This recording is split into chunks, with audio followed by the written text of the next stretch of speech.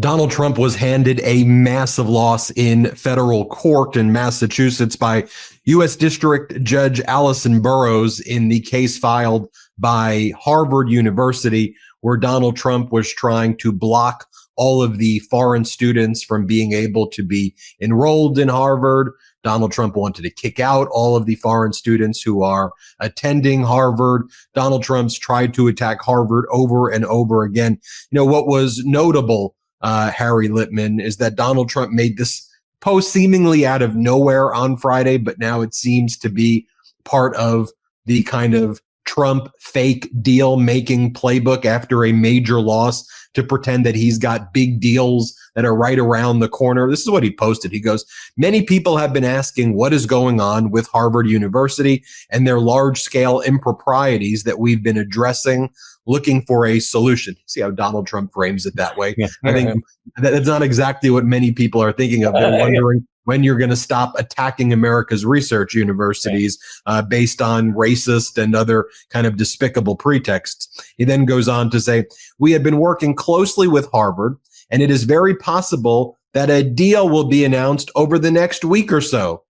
Harry, 2 weeks, we'll find out about Iran. We'll find out about healthcare. Yeah. We'll find out about Harvard. We'll find out about energy. We'll find out if there's going to be trade deals. So we just got to wait 2 weeks. There's apparently conversations taking place.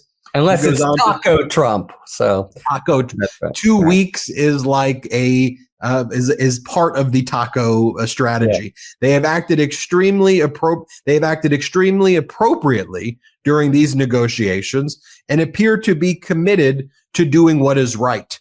If a settlement is made on the basis that is currently being discussed, it will be, quote, mind-bogglingly, end quote, historic, all caps, and very good for our country.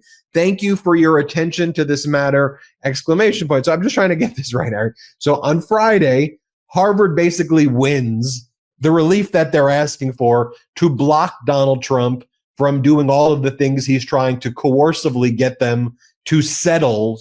And as part of Trump's vision of a settlement, it would basically be giving the Trump regime control over Harvard.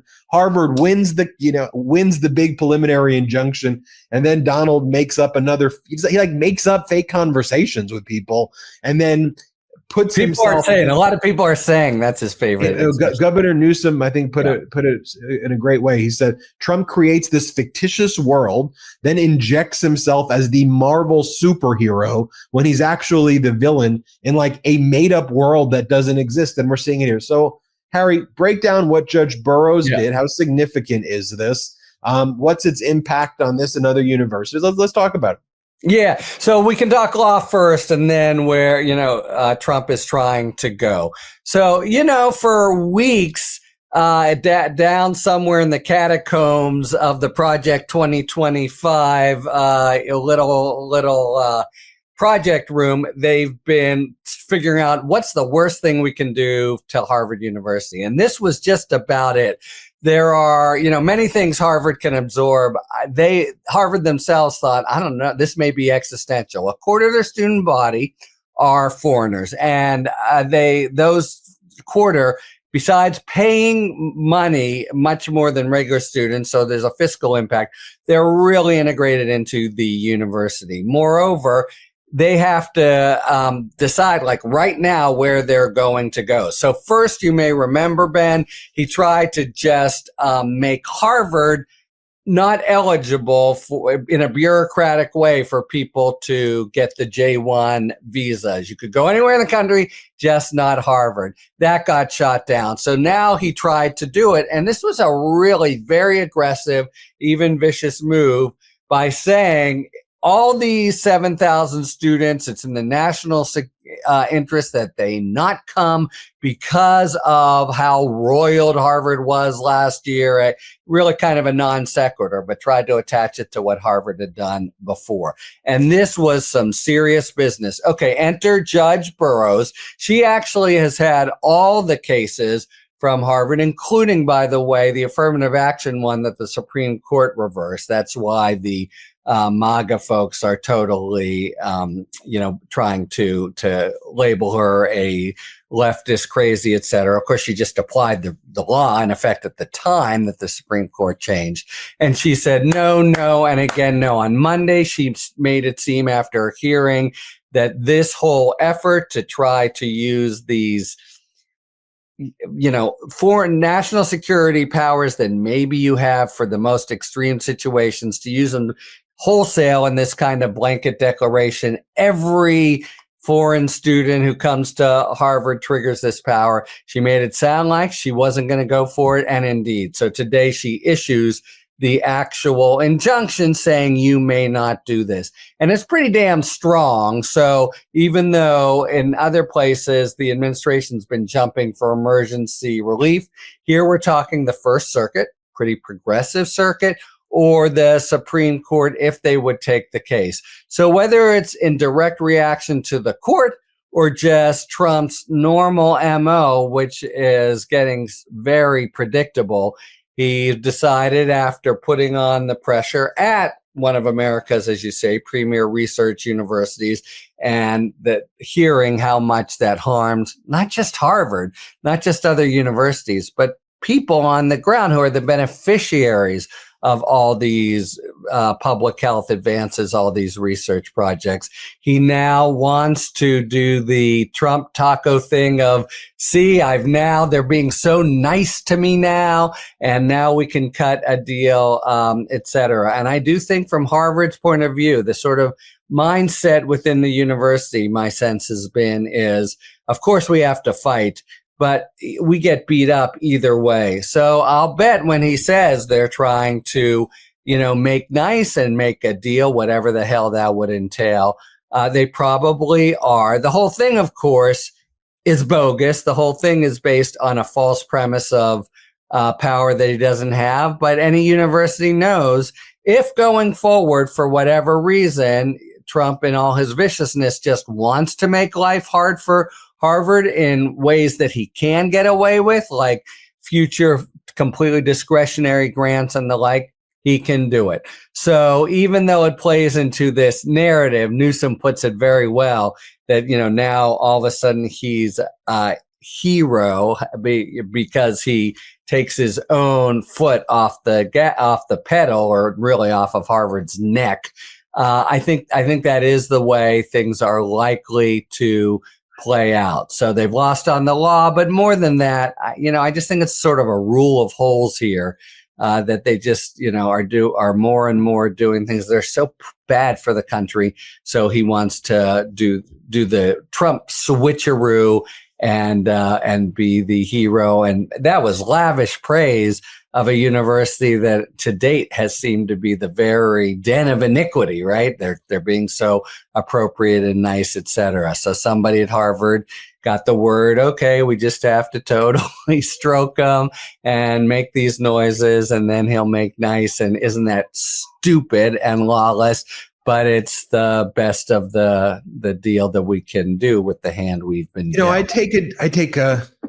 I agree a little bit, but here's what I think went on in the background. Yeah. I think Xi Jinping, when there was one thing that China wanted to do here, they were very much focused on stop screwing over a lot of families who are linked with the Chinese oligarchs who are going to Harvard. So that was a little bit of leverage, I guess, that Trump had in discussions with China. But China made it clear, if you want us to give you rare earth minerals, you got to stop being a dick to all of the families of the wealthy Chinese students who are going to Harvard. And so Trump had agreed to already pull back on what he was doing to Harvard, and Trump needed to save face a little bit.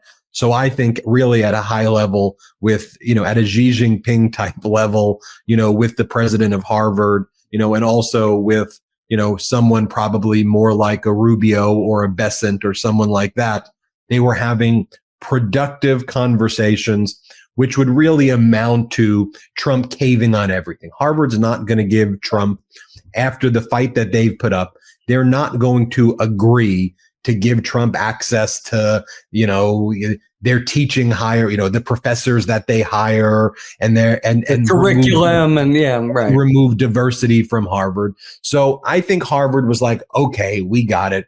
We get hundreds of millions, if not billions of dollars from students from China. China worked this thing out in the trade deal with Trump. We can facilitate it. We'll have you save face a little, Donald, and not make you look like a total asshole. But Trump's an asshole and Trump's a dick and he can't help himself. And this is, you see a message like this and you say, well, here he is, saying they've acted appropriately during this. Right. But he goes on to talk about their large scale improprieties. And he still goes on to bash them in that statement and then makes it look like they're capitulating to him, which they're not, which actually then makes a deal a very difficult thing to actually achieve. And you and I, who have been in very high profile litigations where parties are very antagonistic against each other, behaving like this in a negotiation is the surest way to blow up any type of deal right away.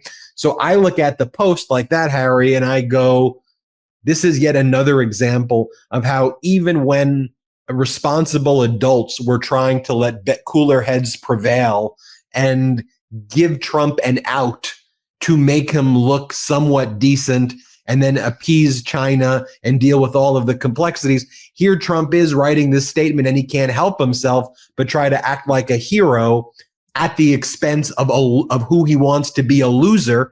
And people in a negotiation who are winning don't want to be portrayed as a loser.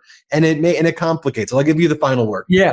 Well, so look, I think that's all fair, including the China angle. But I think, and I actually, I was there last week. I went there and I know some people sort of higher up that Harvard at all times has had this very strong, aggressive legal team, but a separate kind of peacemaking sort of team. I do think they recognize that the cost of doing business with Donald Trump might be having to prostrate themselves and make themselves look, blandish, all the things he is saying. So to the extent I have even I think you're right about China and the overall dynamic, including, who is actually an asshole and a dick, I think were the legal terms you used. I agree with all of that. And the only thing I'd say is Harvard, when they've looked over the whole thing and they've got really sophisticated people in the room, is ready, even when other litigants wouldn't be, to basically kiss his butt a little, understanding that at his caprice, if they don't do it, he can still make life miserable for me, even if, and I think they assume accurately, the things he's done to date will be struck down by the courts. So I see us as basically on the same page here, but you make the very sophisticated and I think important gloss of the international, especially China situation. And I'll just say that, Harvard sort of is understanding, or the voices that are prevailing there is understanding. They've got to suck it up and just pretend, as everyone winds up doing to this, despot, megalomaniacal, sociopathic, and extremely insecure president of the United States. Everybody subscribe to Harry Litman's Substack, YouTube, and podcast. You search Talking Feds. So on YouTube, search Talking Feds. If you go to Substack, search Talking Feds. And wherever you listen to audio podcasts, search Talking Feds. It's where I get my legal news from. Thank you, Harry. Thank you, Ben. Can't get enough Meidas? Check out the Meidas Plus Substack for ad-free articles, reports, podcasts, daily recaps from Ron Filipkowski, and more. Sign up for free now at MeidasPlus.com.